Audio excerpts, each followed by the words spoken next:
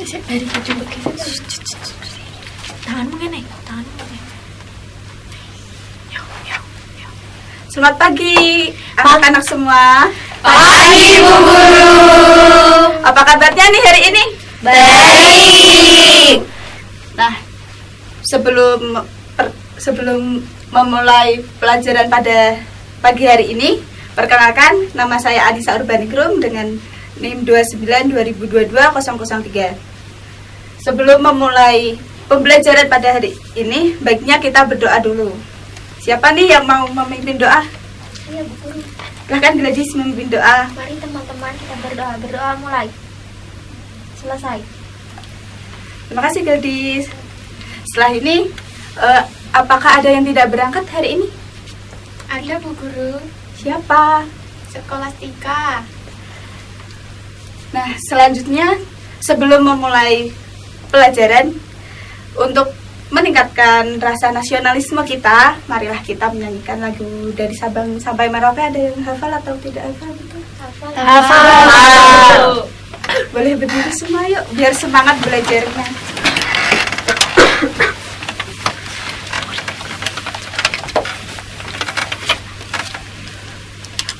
Yo. Ibu hitung sampai 3 ya. 1, 2, 3. Dari Sabang sampai Merauke berjejer pulau-pulau, sambung menyambung menjadi satu, itulah Indonesia. Indonesia tanah airku, aku berjanji padamu, menjunjung tanah airku Indonesia. Silahkan duduk kembali.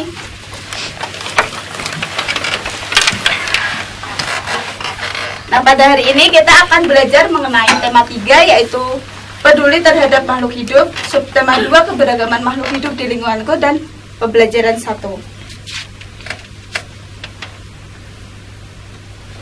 Di sini ada yang tahu nggak wawancara itu apa? Tidak tahu. Ibu jelaskan sedikit ya.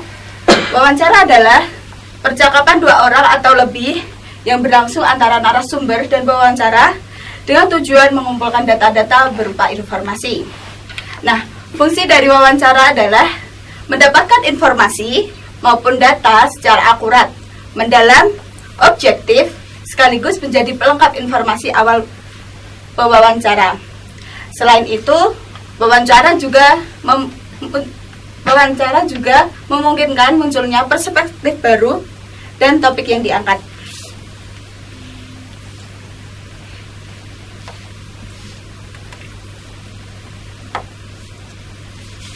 Selanjutnya yaitu tahapan dari wawancara, yaitu dibagi menjadi 2. Yang pertama tahapan persiapan. Dalam tahap ini ditentukan tujuan atau topik serta informasi apa yang ingin digali ketika wawancara terlebih dahulu. Jika akan melakukan wawancara terstruktur, maka persiapkan juga daftar pertanyaan untuk ditanyakan pada narasumber nantinya. Yang kedua yaitu tahap pelaksanaan. Tahap kedua wawancara adalah pelaksanaan. Di sini dapat menjelaskan secara singkat mengenai tujuan wawancara itu sendiri. Mulai mengajukan pertanyaan, rekaman atau catatan jawaban narasumber dan seksama. Hindari untuk meminta narasumber mengulangi jawabannya.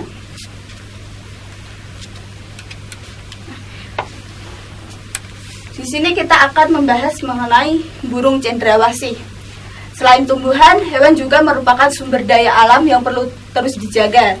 Keseimbangan dan kelestariannya, jika tidak, maka hewan-hewan tersebut akan menjadi langka dan punah, seperti yang terjadi pada burung cendrawasih. Mari kita mencari tahu lebih lanjut apakah itu burung cendrawasih.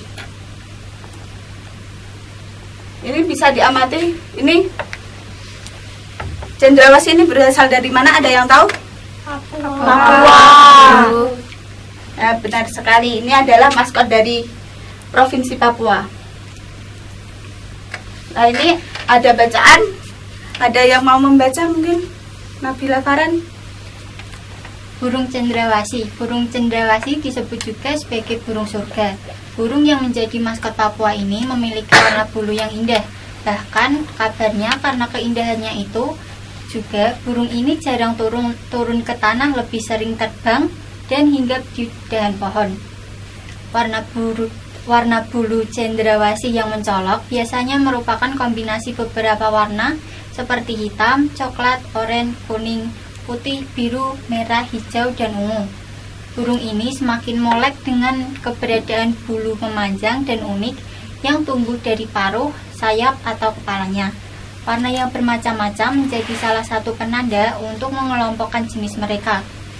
Habitat aslinya di hutan-hutan lebat, yang umumnya terletak di daerah dataran rendah dan hanya dapat ditemukan di Indonesia bagian timur. Burung cendrawasih mati kawat adalah jenis yang menjadi identitas Provinsi Papua. Masyarakat di Papua sering menggunakan bulu cendrawasih sebagai pelengkap atau hiasan dalam pakaian adat mereka. Keberadaan burung cendrawasih kian lama kian terancam. Pemburuan dan penangkapan liar serta kerusakan habitat menjadi beberapa penyebab utama. Bulu cendrawasih juga diperdagangkan, digunakan sebagai penghias topi wanita di Eropa. Tapi kini burung cantik ini menjadi jenis satwa yang dilindungi. Beberapa jenis cendrawasih yang masuk dalam daftar dilindungi antara lain cendrawasih kuning kecil, cendrawasih botak, cendrawasih raja, cendrawasih merah, dan toa. Terima kasih Faren. Nah, selanjutnya Ibu ada beberapa pertanyaan nih. Tadi kan udah membaca mengenai burung cendrawasih ya. Pertanyaan pertama, keberadaan burung cendrawasih kian lama kian terancam. Apa yang menyebabkan hal itu terjadi sih? Ada yang tahu? Mungkin. Karena diburu, Bu Guru. Ada lagi? Diburu karena memiliki sayap yang warna-warni. Oh iya, terima kasih Najla. Nah, untuk pertanyaan kedua yaitu apa yang bisa dilakukan untuk menjaga kelestarian dari burung cendrawasih? Dirawat, Bu Guru. Ada lagi? Jangan merusak habitat burung cendrawasih, Bu Guru. Oke, terima kasih. Yang ketiga yaitu apa saranmu agar kelestarian burung cendrawasih tetap terjaga?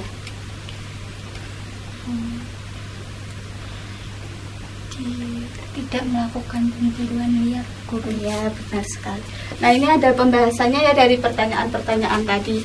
Yang pertama yaitu penyebab yang mengancam keberadaan burung cendrawasih antara lain pemburuan liar, perusakan habitat, perdagangan bulu cendrawasih sebagai penghias topi.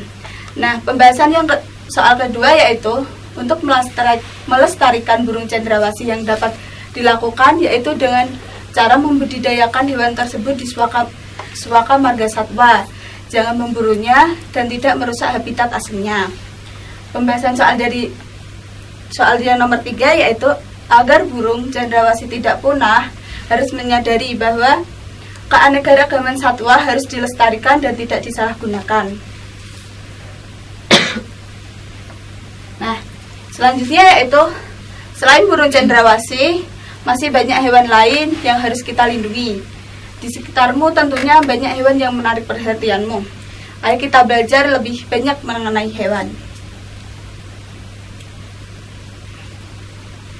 Di lingkungan kalian ada kupu-kupu nggak?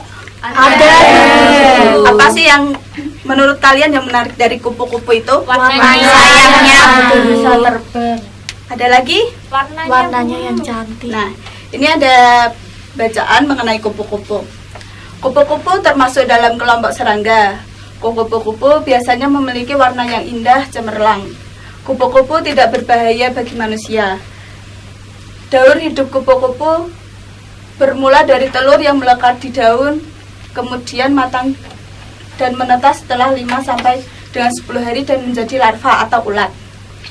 Setelah 2 minggu, larva ulat membentuk kepompong yang bergantung di ranting atau daun selama 2 sampai dengan 3 minggu. Setelah beberapa waktu, kupu-kupu dewasa keluar dari kepompong.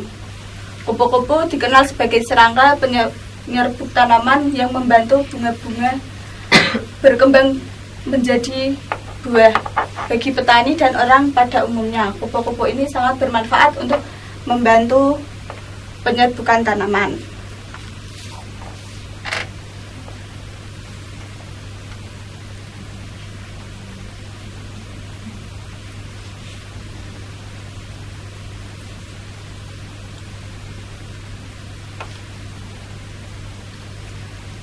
Yang kalian tahu kupu-kupu itu hidupnya di mana? Di Daerah ya. Nah ini, kupu-kupu hidup di dataran tinggi dan di dataran rendah. Kupu-kupu Indonesia banyak ragamnya dibanding kupu-kupu di negara lain. Tidak sedikit penggemar kupu-kupu. Warnanya yang indah sangat menarik perhatian banyak orang. Oleh sebab itu, pemburuan kupu-kupu sering terjadi. Hal ini tentunya sangat merugikan bagi kelangsungan hidup kupu-kupu maupun makhluk lainnya. Nah, ini adalah contoh dari banyaknya ragam kupu-kupu yang ada di Indonesia ya. Yang sebelah sini itu kupu-kupu sayap burung peri yang ditemukan di Papua. Kemudian ini ada kupu-kupu raja ditemukan di Jawa dan di Sumatera. Dan yang terakhir yaitu kupu-kupu dragon ditemukan di Kalimantan. Nah, di sini Ibu punya LKPD ya, nanti dikerjakan berkelompok. Ada 2 LKPD.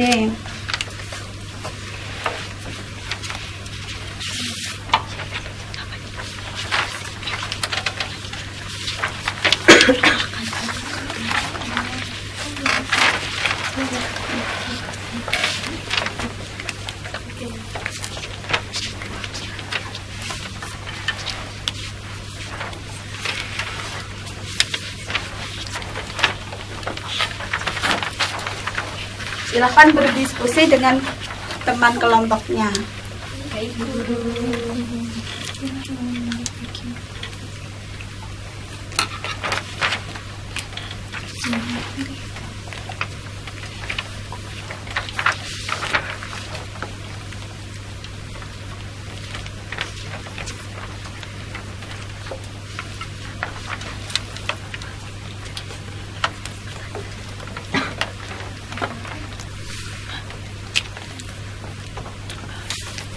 Sudah selesai semua anak-anak? Sudah. Nah, tadi kan Ibu memberikan 2 LKPD ya. Nah, yang LKPD pertama itu yaitu mengenai wawancara.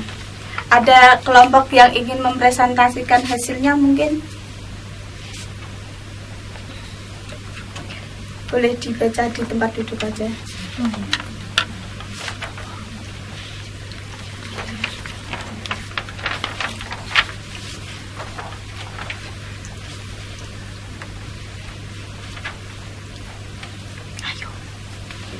Kelompok kami itu Ya, silahkan Nabila. hewan yang kami pilih kucing. Daftar pertanyaan ada 4. Yang pertama, apakah kamu mempunyai kucing? Narasumber menjawab, iya saya punya, namanya Ciki dan Joko. Kemudian pertanyaan yang kedua, berapa usia kucingnya? Jawaban narasumber, usia kucing saya 3 bulan 4 hari. Kemudian pertanyaan yang ketiga, bagaimana perkembangan kucing? Narasumber mengatakan jika kucing berkembang biak dengan melahirkan. Kemudian pertanyaan yang terakhir, apa makanan dari kucing tersebut? Makanan kucing berupa ikan dan daging. Kemudian laporan hasil wawancara kami. Dari wawancara yang telah dilakukan mengenai kucing, kami mendapatkan informasi bahwa kucing peliharaannya mempunyai nama Ciki dan Joko. Usia Ciki dan Joko adalah 3 bulan 4 hari. Karena kucing termasuk hewan mamalia, kucing berkembang biak dengan cara melahirkan. Kucing termasuk hewan karnivora, yaitu hewan yang memakan daging dan ikan atau protein hewani. Terima kasih Bu Karen. Nah, selanjutnya yaitu mengenai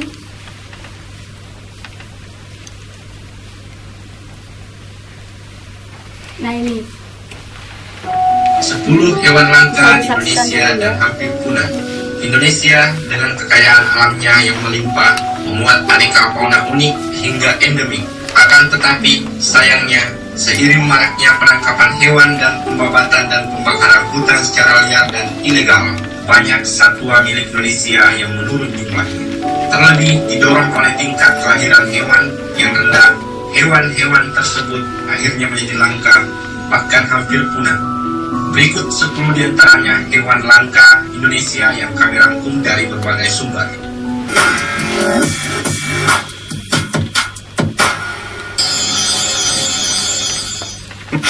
Yang pertama, harimau Sumatera. Indonesia memiliki 2 jenis harimau endemik, yakni harimau Bali yang dinyatakan punah sejak tahun 1937 dan harimau Sumatera yang masih ada hingga kini, namun sayang kini jumlahnya sudah sangat sedikit. Jumlah harimau Sumatera di Indonesia diperkirakan hanya berkisar 500 ekor saja dan berhabitat di Pulau Sumatera saja. Hewan langka yang kedua yaitu badak. Badak bercula 2 dari Sumatera atau lebih dikenal dengan julukan badak Sumatera dan badak bercula 1 dari Jawa atau badak Jawa. Tergolong satwa yang sudah hampir punah di Indonesia. Data menyebutkan jumlah badak bercula 2 sisa sekitar 300 ekor saja. Sedangkan badak bercula 1 lebih memprihatinkan lagi karena jumlahnya tercatat sisa puluhan ekor saja. Karenanya kini telah dibuat penangkaran khusus di ujung kulon, Banten untuk melindungi populasi badak bercula 1 ini. 3. Orangutan. Orangutan Sumatera dan orangutan Kalimantan. Hewan ini juga tergolong satwa langka yang sangat dilindungi di Indonesia. Dari segi fisik, orangutan Sumatera ini berukuran lebih kecil dari orangutan Kalimantan. Dibanding orangutan Kalimantan, orangutan Sumatera berjumlah lebih minim. 4. Monyet hitam Sulawesi. Jenis monyet yang juga asing disebut yaki atau monyet bolai memiliki ciri fisik yang sangat unik. Tubuhnya dipenuhi bulu hitam pekat mengkilat dengan jambul dan pantat berwarna merah muda. Monyet hitam Sulawesi ini juga memiliki ukuran tubuh yang besar. Sayangnya, hewan lucu ini juga sudah hampir punah. 5. Anoa. Hewan yang habitat. Nah, ini tadi adalah contoh-contoh dari hewan yang hampir punah yang ada di Indonesia. Nah, selanjutnya untuk LKPD yang kedua yang sudah saya bagikan tadi, kalian bisa membuat poster yang bertemakan upaya poster yang bisa buat untuk sebagai upaya kita dalam menjaga hewan agar tidak punah.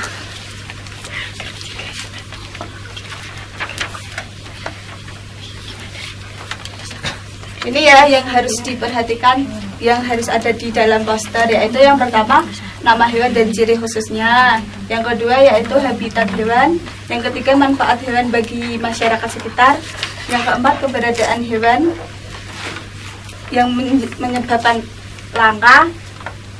Seperti itu bisa dikerjakan terlebih dahulu berkelompok ya.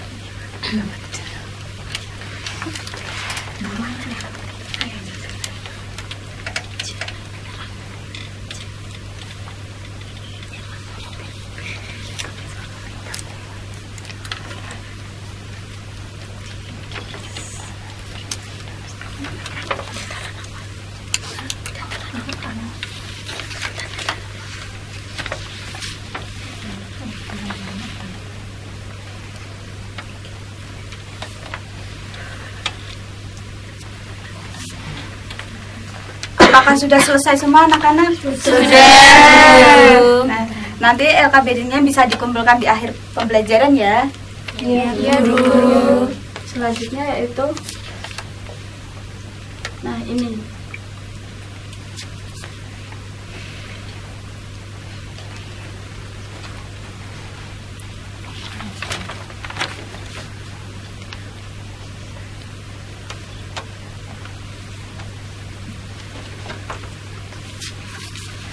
Dari pembelajaran tadi, apakah ada mungkin yang kurang dari Ibu? Mungkin ada yang menambahkan saran gitu? Tidak, Bu Guru. Yang kita dapat apa tadi dari pembelajaran yang sudah? Menjaga keseimbangan alam, Bu Guru. Wawancara. Melihat orang hutan. Yang lainnya? Banyak hewan langka di Indonesia. Berposter. Upaya agar hewan tidak punah, Bu Guru. Oke. Nah, sekian pembelajaran pada siang hari ini. Mungkin ada yang bisa menutup pembelajaran ini dengan doa. Saya Bu Guru, Yang silahkan. untuk menutup pembelajaran kita hari ini, doa mulai. Doa selesai. Terima kasih untuk perhatiannya. Terima kasih, Bu Guru.